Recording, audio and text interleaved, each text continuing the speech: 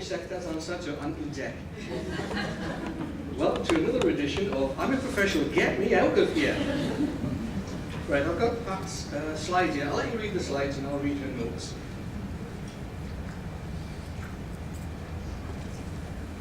That's why Gates said. Basically, we felt they had a lot to build on. To the scale I'm going to block it. Can you still see the slide? Basically, they felt they had a lot to build on. Gateshead Council have got good experience of working with families on social care individual budgets, and this has been successful. But it was a limited number of families, so it's a big challenge to extend this to a bigger number and to think about education and health budgets and how this might work. Secondly, there are big challenges in how the school funding reforms will work. More about that later, but the new system is more delegated funding to schools and the creation of the high needs block, which changes the way schools and the council work around SEN. And they are looking at these issues with the Pathfinder, with these issues around the Pathfinder. Where they generally work well with their schools. We have much to build on this. It's not perfect, but there's a willingness to work together with all schools, including the academies. And they broadly work well together across other agencies too. Everyone comes to the table and takes part. They've had some disagreements, and at times it feels hard to make progress around further integration and transitions into adulthood, but the willingness to work together is there.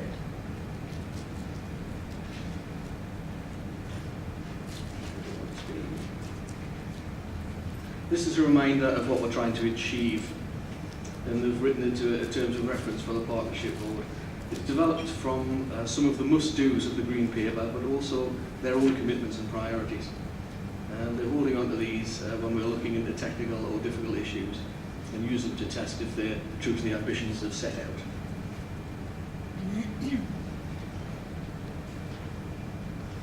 This is one of the participation images that was drawn up by Ian Ogilvie at their first Senate conference in March 2012. And it shows that we need to remember what the parents are telling us, and that is at the heart of everything, along with the children and the family and the outcomes achieved.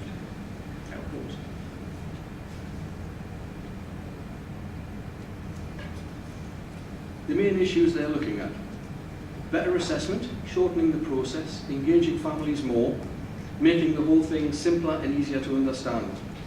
There are real challenges to this, and about timescales to get assessments undertaken. They started working with 20 families, with a further 20 as a control group required as part of the national evaluation. We've lost some of them on the way and are constantly recruiting, so it hasn't been easy. They developed their local officer Gateshead, LOG for short. They think they need to copyright that. Ongoing engagement and testing with families. It's part of Parents in Power as the local parent carer forum's role to make sure families are involved. And we regularly talk to our reference group to make sure everyone is clear on what is happening. They've had a second conference on overall progress, and again they'll have a mixture of families, had a mixture of families and professionals. They've also looked at the role of the voluntary and community sector around person-centred planning approaches and in supporting families through this process. And they commissioned 2 organisations to undertake these roles, but this has been challenging at times, especially as numbers of families have changed over time. And finally, they're looking at personal budgets and where these might make the biggest difference. Again, one of their participation images showing that family feedback is vital. Best results are achieved when all involved work closely with the families and listen to what works and what doesn't. Their approach is based on all of the following. They're testing new ways of working. This isn't an academic approach, it's a practical one. They've had 2 conferences and will have more, backed up by a website and newsletters. They've had some work done with young people. Pupils from one of our special schools produced a DVD of their experiences, hopes and dreams, which they shared at a conference. It was a very powerful reminder to us all of what we need to do better. They've experimented with 2 contracts in the voluntary and community sector, one around assisting families through the process and acting as lead practitioner where necessary, and one to assist in developing their approach to person-centred planning. They'll be rolling this out further.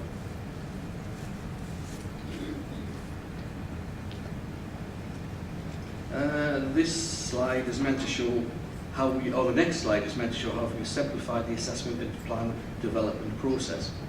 From this is what it was. The system they start here, the nightmare. The new one, it's quite a complicated slide, but it sets out what they're trying to do with the assessment process. On the left are the main stages: initial assessment, information gathering, assessment planning and review. They are the 4 stages. On the right, or in the middle rather, are the functions within these main stages. So it covers the information coming in, being analysed, sets out where an indicative budget is pulled together, and where person-centred planning takes place. The important thing in all this is that there is active involvement of the family at all stages. It's much more transparent than the current system, where you can be completely in the dark about what is happening. It's also shorter, 16 weeks instead of the current maximum of 26.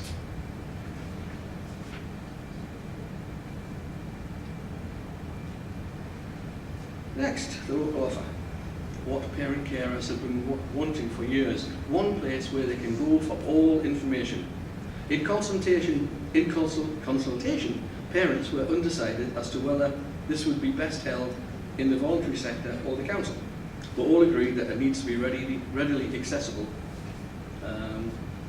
to all. A quick turnover of staff. It happens a lot in the council with this current economic climate. I think that's a don't know what our thoughts were there.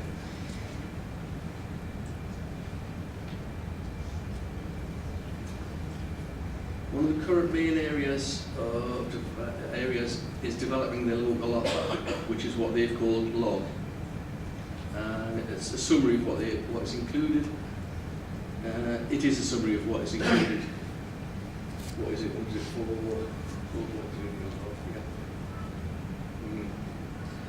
We think it's important to develop this from the perspective of a parent and young person, so we're moving away from an approach which just sets out what individual services do, and to one which tries to help parents through the process. This is currently still being developed and worked on, and is really a working document, which should be easily updated. Again, parents felt there should be both an online copy and a paper copy for choice. But still a lot of work to be done, and a lot of discussion about how this could be updated. Parents should have the choice, speaks for itself. Parents should have the choice of what services they need. They don't want the earth, apparently, honestly. Personal budgets are the main area, or the area that we need to make most progress. They've developed an approach which covers all possible ways in which personal budgets might apply. They're not just talking about direct payments to families, but also looking at where just having more information about what is being spent is enough. In social care, they've developed a new resource allocation system, a way of assessing need and producing an indicative budget. I have trouble with that one. We've identified some areas for personal health budgets, which we now need to pick up with the clinical commissioning group. And in education, we've done some work on transport, and we are developing proposals which fit with the current school funding reforms. Terminology like high needs block is new, and we are trying to understand it as much as anyone else, including the schools.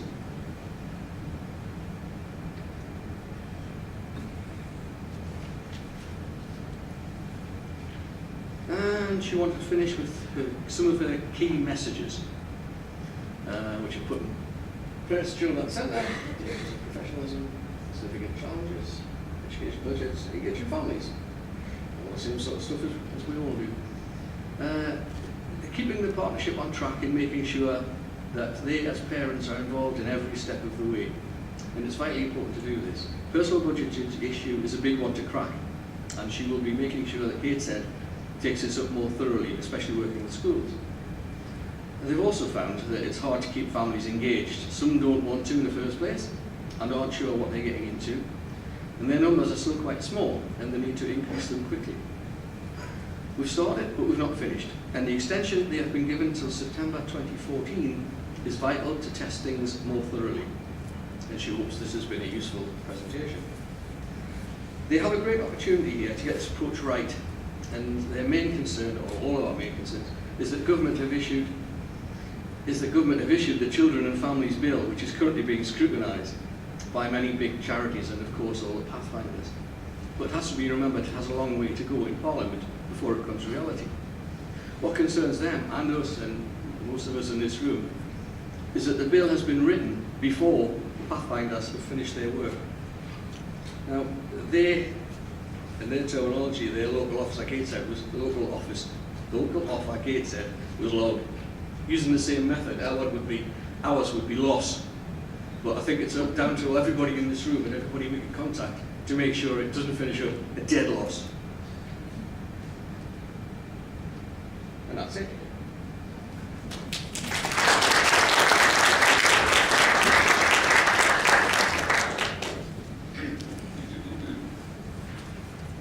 Parents in Power, their PCC that they have, they've set themselves up as a small local charity, and as Pathfinder status, they got some money to do that, so they have actually set up and are running it sort of slightly more as a business than we were able to do. I would now like to introduce Jane McConnell, who is the Chief Executive of IPSI, which, as you all know, stands for the Independent Parental Special Education Advice, which is a national charity which offers free, legally based advice to families who have children with special educational needs. Thanks, Jane.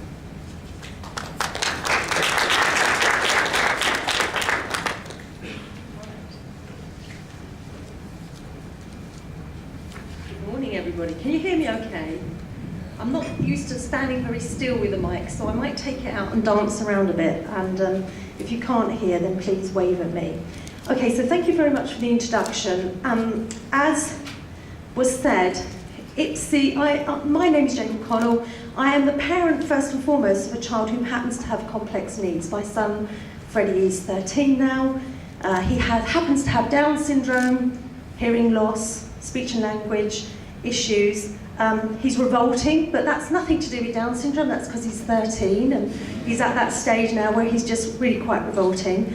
I'm a barrister by training, but my day job is as Chief Executive of IPSI, and thank you very much for that introduction. Spot on, we are a charity that provide free legal support and advice to parents as they travel through the education system with their child who happens to have special educational needs or a disability. And I'm wondering here in the room if some of you have used us or come into contact with us at any one time or not. We do this through a section of group of volunteers. We have 180 volunteers throughout England and Wales. We provide online services, so we have downloadable resources on our website. You can call us or email us for advice. We give you support as you go through a tribunal appeal against a decision made by your local authority, or if you're bringing a claim of disability discrimination against your school, and we'll actually go and represent you at tribunal if we can offer you somebody to come with you. And we have local presence here in the North East, I'm pleased to say. Claire Jackson's one of our legal team and she's here with me today. And so if you're in the North East and you need to see somebody face to face, we don't offer her up lightly, but she does come out to play sometimes, so some of you might know her anyway.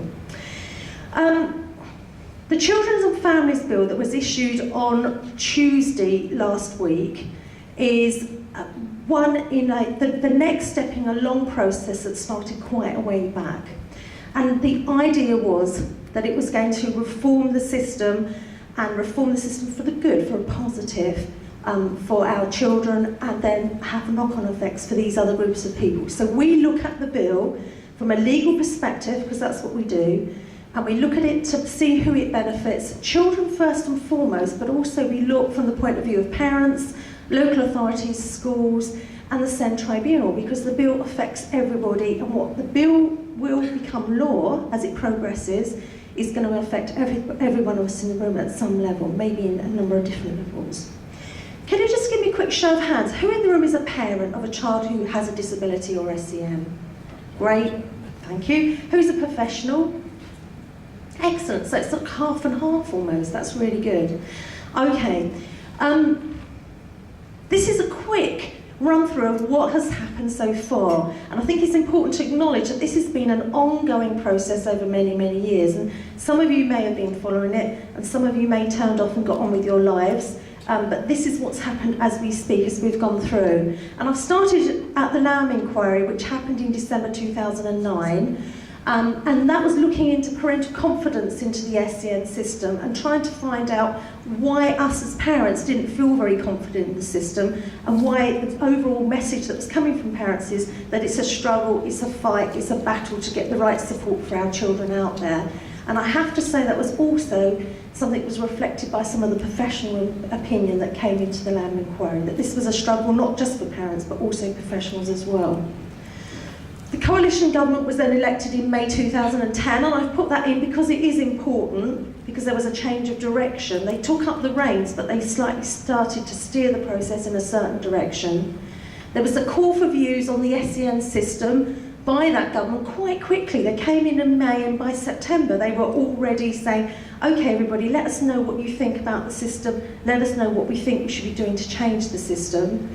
And then in March 2011, they launched a green paper, and a green paper which was called Support and Inspiration, Aspiration, sorry, not inspiration, was really about the views that they'd gathered and the ideas they had about how to reform the SEN system so that it did more good than it currently was doing, in their opinion. The consultation then ran until June 2011, and I'm sure some of you may have actually responded to that. Did anybody get interactive with the process at that point in the room? Nobody? Okay. So they were missing a trick up in the North East. And then what they did was they responded to the consultation, and eventually in September 2012, they issued what they called the draft provisions. Now these were almost tentatively going out there and saying, this is what we think we're going to do with the law, we're going to change it, and this is what the law is possibly going to say, and what do you think about it? And what they then did was they put it through something called a pre-legislative scrutiny process, where the Education Select Committee in government, which is a cross-party committee, but as part of Parliament, actually looked and took evidence from people like IPSI, from individual parents, from parent carer forums, about what we thought about what they'd issued. They said, what do you think? And we said, we like this, we don't like this, this is what we think. And then eventually we had a bill that was issued last Tuesday. So I'm telling you this because what we supposedly have at the end of it is a bill that reflects all of the evidence and all of the views that have been expressed by parents and by children, and also by different groups, professional groups. A lot of the teaching unions have been involved, the Institute of Educational Psychologists has been involved, lots of different professional groups have been involved. So you would hope by the time we get to a bill that it actually reflects what people want, and it's actually going to make things move on and do other things. So, just a reminder of the things that we thought or we would hope that we would get out of a new system that was going to be put in place.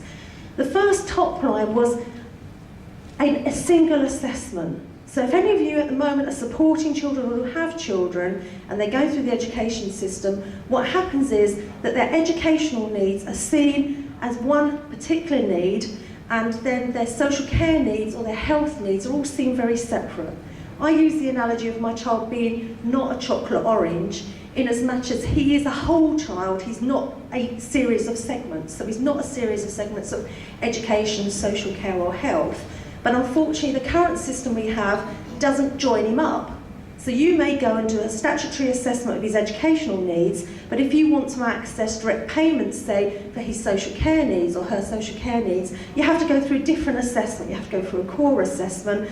And then if your child has got health needs, and I'll take my child for example, he deals with 10 different health professionals maybe. So he has his GP, he has his paediatric consultant, he has speech and language, OT, physio, heart person, audiology person, all those different people. There's no way that they combine, let alone do they combine with education or social care. So our argument is that the new system, or what the new system was supposed to be doing, is joining that up, having a single assessment and then a single plan, rather than a statement that just looks at education, a single plan that went across all three elements of your child and any other elements they have. Because guess what? Our children don't read the book, so they don't know they only have to have 3 sets of things going on for them. They may have many other things going on for them as well. So that was the headline thing that the Green Paper was supposed to be doing with the change in legislation. It was the radical reform that we were looking for. We had the local offer, which we've touched on this morning, which was the idea that local authorities would commit in black and white to tell you what you would expect your child to be able to receive within a school situation without having to go through an assessment and get a statement or a plan. So what would you be able to expect in a local authority area from your school? Would they be able to provide one-to-one support? Would they be able to access a speech and language therapist? You know, what could they actually, what you as parents would want to see and be able to get from them? The idea of a greater choice of school. In the original Green Paper, it talked about something called the bias towards inclusion. And at that time, the government was thinking that there was such a thing as a bias towards inclusion. I think what they actually really meant on reflection was there was less choice. And when we talk about choice of schools, I think the word choice sometimes is very misleading, because as parents, you don't have a choice of school. You have a limited group of schools that you can name or ask to be named in your child's statement, for instance, but you don't have a choice. It's not like you can go out and go, oh yes, I like that one. Why do you like that one? Because ... whatever reason, fill in the blank. Oh, well, then you can have it. That is a choice, and we don't have a choice for schools. We have to maybe look at what the nearest suitable school is, and that's where some of the conflict with local authorities often comes in. So the Green Paper was looking to expand choice for parents.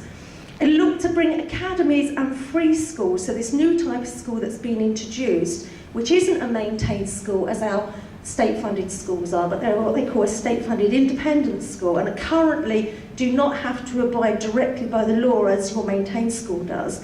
So the Act looked to bring those schools under the same ruling as maintained schools. Looked at mediation, looked at the idea of personal budgets, but more than anything, it committed to not diluting the current legal protections that you have for your child as they go through the education system.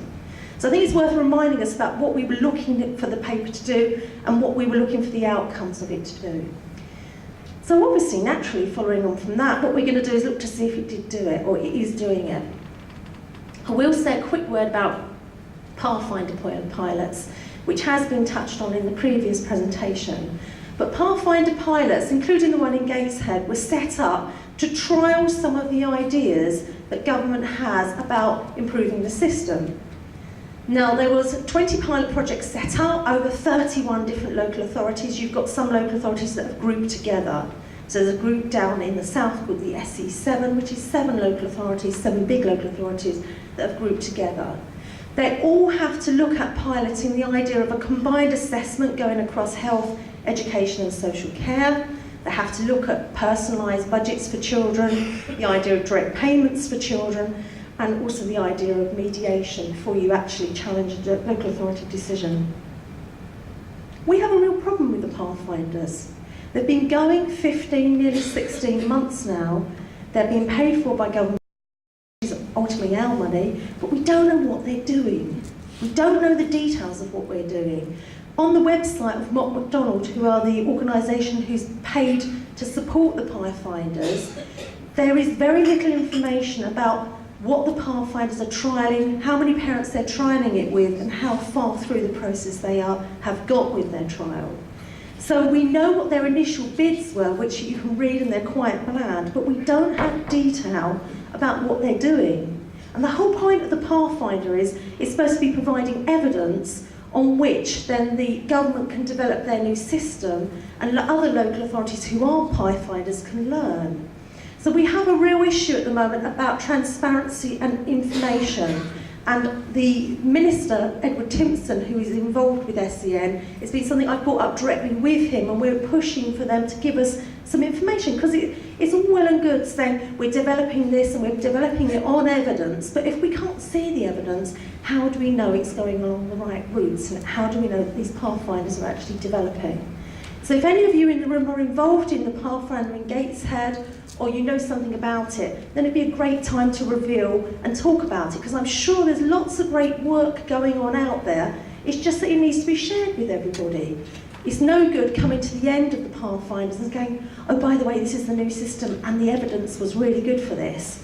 Because in anything you do in life, if you are going to put something up as being evidence-based, you need to provide the evidence and let everybody look at it and see if that's a good idea.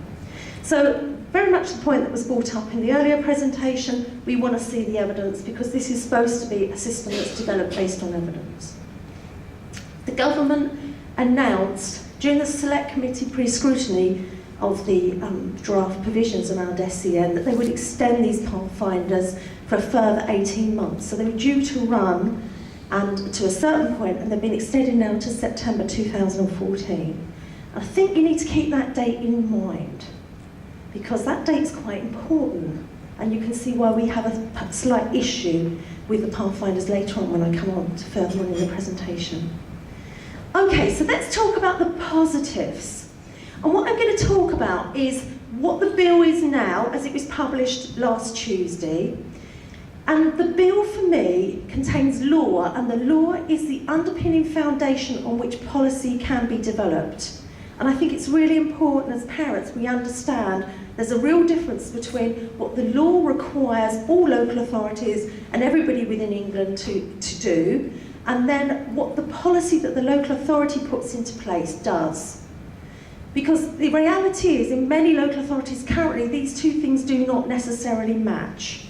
So often, the law says very clearly, a child will need a statutory assessment of their education needs if ... And then what the local authority would do is they would interpret that in a different way. So they would suddenly start to put their own criteria in. It would say something like, you know, you can't have a statutory assessment unless your child's 2 years behind the rest of their group, or unless the child is getting more than £6,000 of support. And when you go back to the law, what the law says is often very different from the practice, the policy that's put in. So at IPSI, we're interested in what the law is, because if you have strong and clear law, it provides a very stable foundation then for any policy that's developed in each local authority, and they're all very different. So in this area, what is developed in Sunderland as policy may be very, very different from what's happening in Gateshead, or it may be very, very different from what's happening in Newcastle or Durham, for instance. So that's where you get regional differences, where local authorities interpret the law in a different way to become a different policy. So at the moment, the positives that we have from the Act are this, that it's extending this idea of a plan. So the idea of an EHC, an Education and Healthcare Plan, is going to replace a statement. And what it's going to do is it's going to extend beyond the age of 19, which is what you can currently have a statement for if you're in an education setting, and extend it to 25. And we see that's a great positive.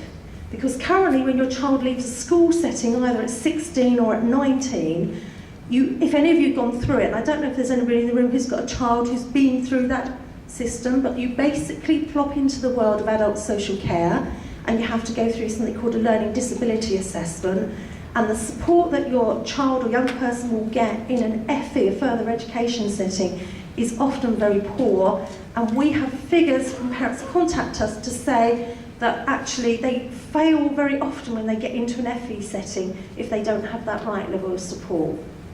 So if we take an example, they may have been through mainstream school, they've had one-on-one support for many years, there's been specialist teacher input, they've been kept in education and they've been progressing in education, and they go into further education, they go through a learning disability assessment, and then suddenly they don't have one-on-one support, they're maybe only in school or in further education in FE college for 3 days a week, and they suddenly stop making progress, and as parents, we then have to pick up what happens otherwise. So we end up having to pick up for 2 days a week, or, you know, we have horrendous stories where parents have to leave their jobs and various things just to be able to keep the child looked after in the home. So we hope by extending the idea of a plan to 25, it will actually identify the support a young person needs to stay in education when they move on to further education, and that it will be a continuum as long as they stay in education.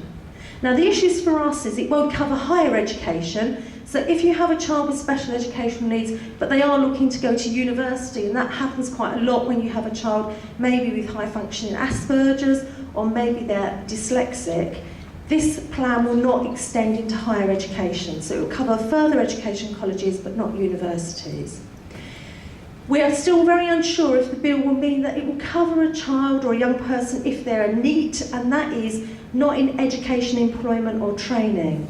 So often our young people with special education needs or a disability come out of education maybe for a short period of time while they're changing courses or they're making decisions. Maybe they've started a course and it's not gone well for them, maybe because they don't have the right support, but then they have a period of a few months and then they want to go back into another course, a different course, and we're not sure if this plan will carry on or whether it automatically will cease once somebody leaves education. And I think that's something that needs to be addressed, because it needs to be recognised that many young people with a disability or special education need do that quite frequently, as do other kids without SEN as well, I might add.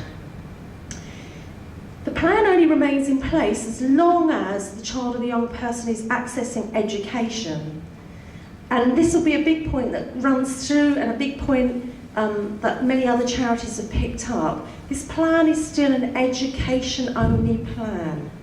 If you have a child who has a disability, so maybe has healthcare needs or social care needs, but doesn't have educational needs, they won't be entitled to one of these plans, and therefore they won't have the protection that the plan will afford them as far as getting provision is concerned.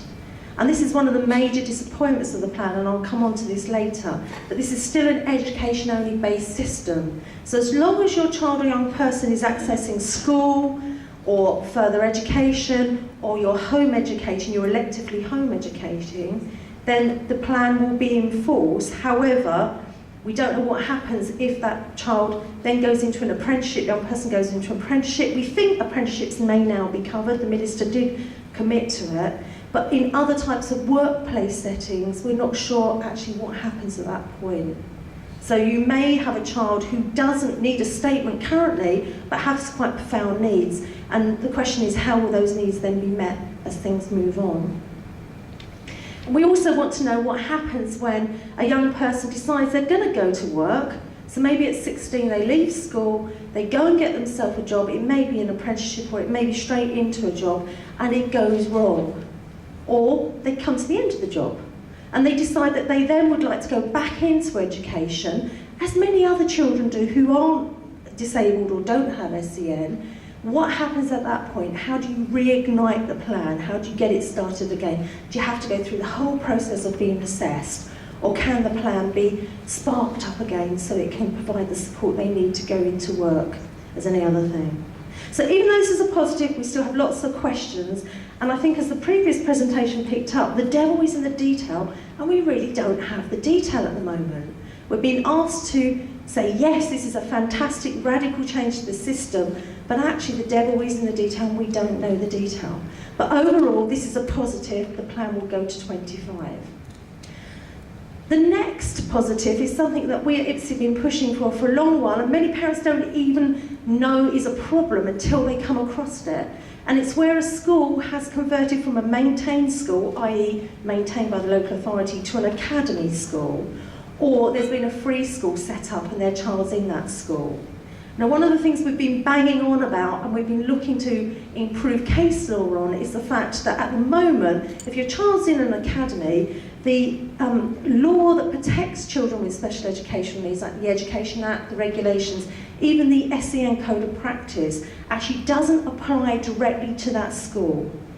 It may apply through something called their funding agreement, which is the contract they set up with the Secretary of State and the governors of the academy, because they're in effect an independent, a private school, even though they're paid for by government funding, so our taxpayers' money. It's only through the contract that they actually have to abide by the Code of Practice and any of the other law and SEN. And for us, that's a big problem, especially as more and more schools are turning to academies now. And the political push is to stay academy, to push schools into academies. So for us, we're really pleased that the bill is going to bring them under the law directly. So academies now have to do for children with SEN and disability exactly the same as maintained schools. So there should be no difference. So that's a major plus in the bill. The other thing that we're keen on is in the bill it says what they're going to do is pilot the child's right of appeal to the Send Tribunal. So as a parent currently, if the local authority make a decision about your child's special educational needs, and that may be whether they're going to assess their needs or what their needs are or the provision to be put in place for those needs, if you cannot come to an agreement with them, after a lot of toing and froing and discussion and all the rest of it, ultimately you can appeal to the SEND Tribunal, the Special Educational Needs and Disability Tribunal. But it's a parent's right of appeal, it's not a child's right of appeal. Now for most children, that's absolutely not a problem, because their parent will take up that right of appeal and will actually challenge the local authority, and very often be successful in challenging local authority. But for us, the bill has to be about children rather than the parents, because there's an awful lot of children out there whose parents can't engage in the system, they can't be involved in parent care forums for whatever reason, and there's also a lot of children out there who are looked after by the local authority, so children in care, as we have to call them now, and a very high percentage of them have special educational needs and or a disability. And it's really important that any system that's put into place is actually a system that works for children to encompass them as opposed to a system that works for parents. So this new right of appeal, a child's right of appeal, should mean that those children can actually, via an advocate, we're not suggesting that hundreds of boys like Freddie at 13 with Down syndrome will be going to the tribunal on their own, because it would be a very interesting experience, including Disney a lot, I suspect. But you know, they can have an advocate who will go to the tribunal and challenge them. Because too often from this group, especially if they're children in care, the person who's responsible, their parent, is the local authority, and who they are challenging is the local authority who's responsible for making the educational need. So we think this is a really positive thing from the bill. And last but no means least is the expansion of the types of schools that you as a parent can ask for the local authority to consider your child to go to. So at the moment it's maintained schools. There's different law for maintained schools as what is if you want an independent school. So if I give you a local example, if you want your child to go into your Sunderland Comprehensive, there is a different law that applies to that than if you want your child to, say, go to Percy Headley up the road. Percy Headley is an independent school, independent special school, and it's a whole different criteria to get in there than it is if you want to go into your local maintained school. So what they're trying to do now, and what they're looking to do in the bill, is to bring not just maintained schools and academies, remembering that includes free schools under the same test, but also all what they call non-maintained schools, and those independent schools which are approved, which means they've gone to the government or the Department of Education and said, we'd like to go to on your list now as in approved schools, not as improved as in bad boy and girl schools, as in you've had approval. And at that point, that means they're agreeing that if you as a parent want your child to go there and you meet the criteria, and it's the same criteria across maintained academies, all the other schools, that you should be allowed to have your child in that school, which is again a major improvement, is a plus. So, now we get on to the negatives. And I'm going to apologise in advance, and there are quite a few negatives. Some of them we've had movement on. And what I've done in this presentation, I've updated it since we had the bill to show you that we're already having an effect on what the government was proposing under their draft provisions and what the bill now says, to show you how you can make a difference by actually saying, hang on a minute, we don't like that. So some of the things we've already got a concession on, but there's some way to go still. So the first section is around erosion of existing rights. So one of the things for us at IPSI is this: we want to ensure any new system doesn't take away any of the rights that we already have. Now, am I all right for time, or do you want to break for coffee? You're fine.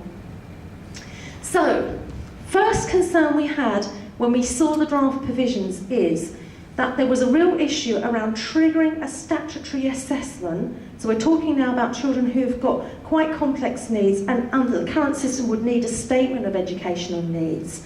There was a real issue about how and who could trigger that assessment, and then time limits for responding to that assessment. Now this is a point that actually lots of people in the Department of Education didn't seem to think they could get to grasp with, but they seem to have made some movement on it. What happened was, originally in the draft provisions, they didn't give a specific right, as there is currently, for parents or carers of children or a school to request that a child is considered for a statutory assessment. So how it works at the moment, if you as a parent or the head teacher of a school writes to the local authority saying, we think our child's needs need to be assessed, then the local authority has a must duty. They have to respond to you to say yes or no within 6 weeks. And that triggers the whole process off. Now, in the draft provisions, they didn't give a specific right for a parent or a school to be able to request it, and they didn't also say that there had to be a time limit, a set time limit to respond.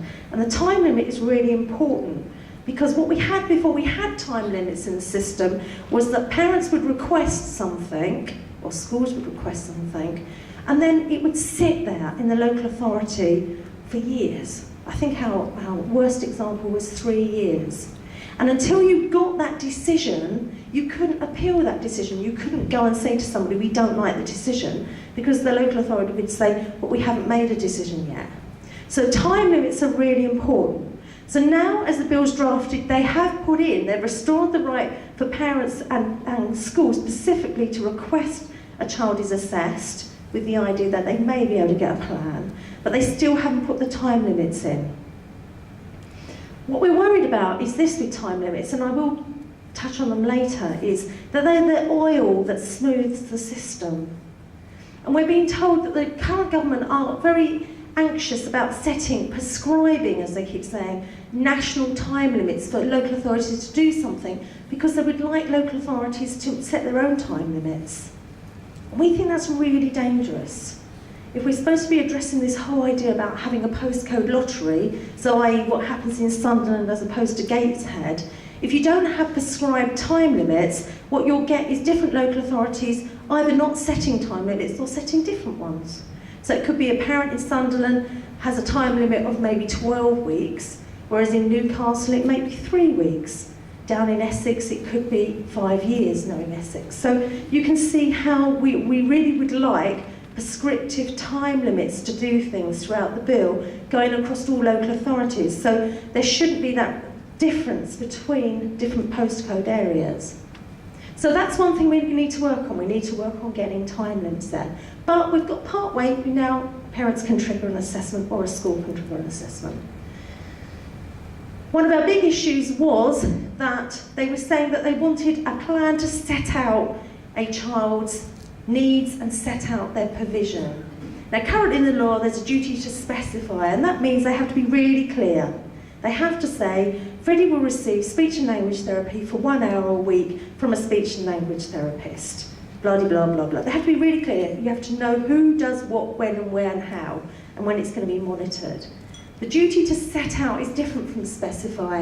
And they kept saying, oh, it's no different. It's just words, Jane. It's semantics. But we've now got them to put the word specify back in, which we're really pleased about because it means there's still a clarity. So that's a tick. We're off the list on that one. That's one we've got.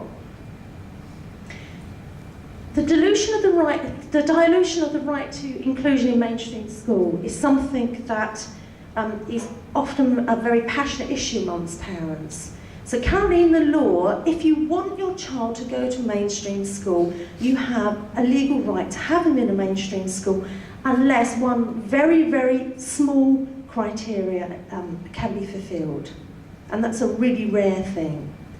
So you have a right. It doesn't mean to say you have to send your child to mainstream school. If you choose to send your child to special school, then that's absolutely fine. And from personal experience, my son was in mainstream school all the way up to secondary transfer. Now at secondary transfer, he went into a special school locally. But that was a choice that I could make as a parent. I can't be forced to send him to mainstream, but if I want to send him to mainstream, I have a right to send him to mainstream. At the moment, what they're proposing is special academies. So academies that are set up, but then decide they want to become special academies, will be able to actually take a child on roll who hasn't been through a statutory assessment of their needs and doesn't have a plan. And that's fundamentally different from a maintained school. Now, some parent carer forums and parent groups will say, but that's okay because, you know, as parents, we want to set up schools for children maybe with dyslexia or Asperger's. We want them to be a specialist school, but we don't want them to have to go through the whole rigmarole of having an assessment or having a plan put in place. That's fine, but we're setting up a system for children, going back to what I said before. And where we're having issues at the moment is we have groups of academies, and I don't know if you have many academy groups in this particular area, I don't know about Sunderland, but there maybe is 3 or 4 primaries, maybe a couple of secondary schools that are getting together and they're grouping together as a group of academies. And some of them are then making applications to put into place a special academy.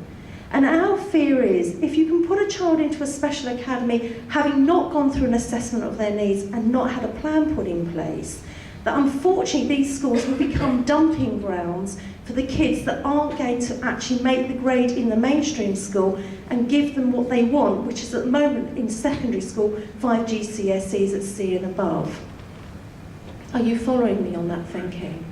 So what we've got, especially in South London at the moment, is one special academy that's been set up as part of a group where the schools are actively in that group trying to move the child into the special academy, because then it comes off their role, it comes off their stats, they seem to be much more successful. And all the time you're measuring success to do with academic success without looking at the progress maybe the bottom 20% of children in a school will be making.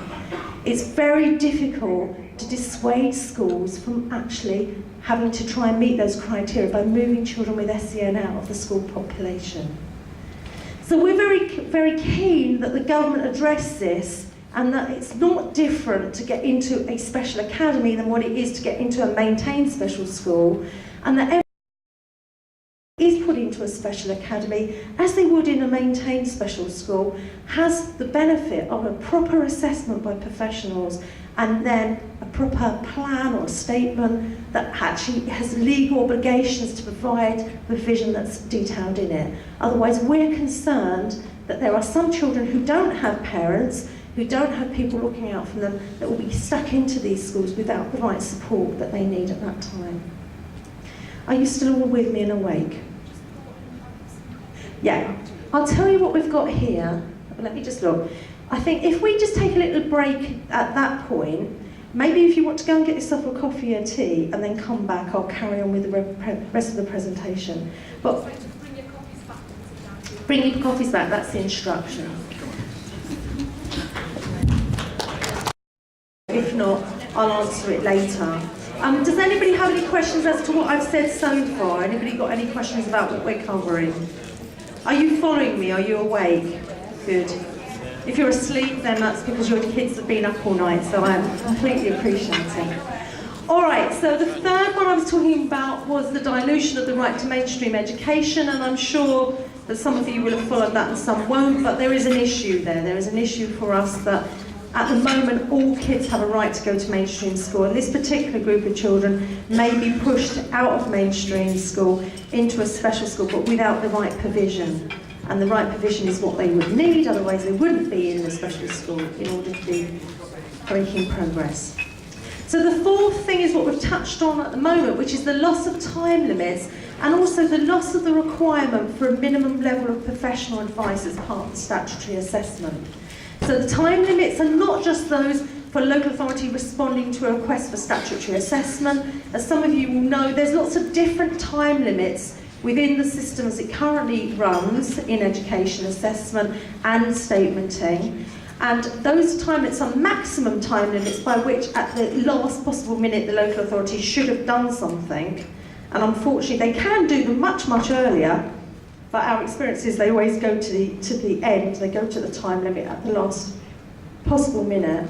And they're at the moment no longer required by the bill itself. At the moment they sit in the regulations, but the bill, the Education Act itself requires them to have time limits in regulations, and that doesn't exist at the moment. And we're really concerned about that, because without the time limits, the local authorities that want to do this quickly and do this efficiently and do it way within the time limits are already doing that. But this is a system about what happens when your local authority doesn't do that. If you live in a local authority area who do not comply with the existing time limits, what on earth is there going to be in there if there's no time limits to compel them to make decisions? So remember, this is law that goes across the land. It just doesn't go in those local authorities that are good. It has to comply to those which are, for want of a better word, bad. And bad comes in many forms, but maybe one of the things they don't do is comply with time limits. And also, at the moment, on the Bill Education Act at the moment, when you have a statutory assessment of your child, there's 5 pieces of evidence that a local authority has to seek and get before they can carry on. And they are health advice, social care advice, advice from an educationalist, so that could be the school setting the child's in, or if they're preschool setting, an educational psychology report, and a parents report. So at the moment, as part of statutory assessment, the minimum requirement is to gather those 5 pieces of evidence. And in the bill as it's drafted at the moment, they are again saying, well, we think what we might do is not prescribe this to all local authorities. We might leave it to individual authorities to decide what evidence they want to take as part of the statutory assessment. Now, as I said before, in a good local authority, they're going to take all those bits of evidence and anything you as parents want and put them all into play. But in an authority that doesn't want to do this in quite as much detail, they may then not have to ask you as parents. They may then not have to get an educational psychology report. They may then not have to even talk to the medical professionals or the social care professionals. And that really concerns us. So it's back to this balance between, do they prescribe nationally what a minimum level is, or do they let local decision making make local decisions? And for good authorities, it won't affect parents to some extent, but for those authorities who aren't good at doing this type of thing or won't be good at doing this, and one of the big issues we get from local authorities is that by requiring an educational psychologist report as part of statutory assessment, that's a huge cost for them because they either don't have educational psychologists or it costs them a lot to get reports. But I think, you know, there's going to be a real issue around the quality of the assessment that comes out. So, that's still a bit of work we've got to do. Originally, when the SEN provisions came out, there's currently a requirement that if the local authority decide they want to cease your child's statement, so to stop it because they feel it's no longer required, that they have to keep the statement in play if you decide you want to appeal that decision. So as a parent, if you don't agree with the local authority and you say, right, we're going off to the tribunal to resolve this dispute, the local authority have to keep the statement in play until that decision by the tribunal has been made.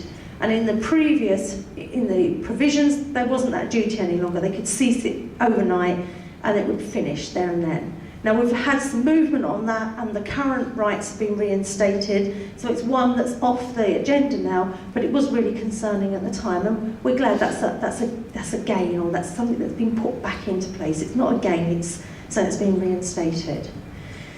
And last but no means least is the scrutiny of the draft SEN Code of Practice. So if you think about how SEN law works, you have the Education Act 1996 at the moment, which what I always call is the skeleton of rights for children with SEN. And on top of that, you have the regulations, 2001 regulations, and they are like maybe the flesh on the skeleton. They're the details. So it takes what's in the Act and it puts more detail on it and gives you more detail about who has to do what, when and where. But the thing that we use most with working with parents and working with local authorities is the SEN Code of Practice.